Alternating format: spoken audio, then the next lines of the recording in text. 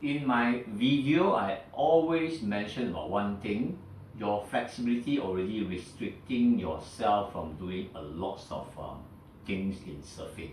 So let's say if you're a beginner or intermediate surfer, let me explain in detail. Okay, first one. If your upper back is not flexible, you can't even turn to see the wave. If you can't turn to see the wave, you may have to switch your whole body to turn. Then, the balance will be off. If you can't turn and see the wave, how would you know when is the wave coming? Some other simple thing. If your upper back is not flexible, you can't lift up your body, your upper body. When you paddle, of course it's tiring. The back, the neck, the back, and the hand is tiring. If you can't lift up your hand like this, lift up your upper back, when you paddle, it is very tiring. How can you do surfing with that, stiff upper back? Not lower back, nobody paddle. It's the upper back, it's here. So if your upper back is stiff, even your pop up is stiff. When it's stiff, the whole board is shaking when you do pop up, so you have to do this. Lift up your elbow, and the whole thing is shaking even more. If you're flexible, basically you only lift up your upper back, 1, 2, and you really lift up the whole back, and then you do the stand. See? So the flexibility itself already restricting you from doing a lot of things.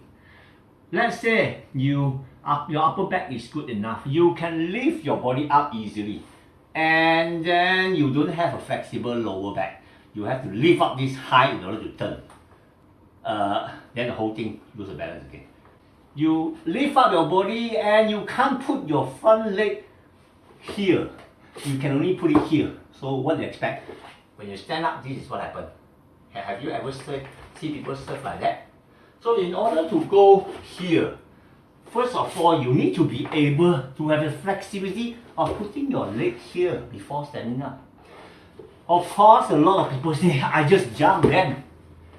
So it's shaking. When you jump, the board is shaking when you land, of course. Some people will have to crawl. There's no way to do the stand. This is what happens, seriously, this is what happens, okay?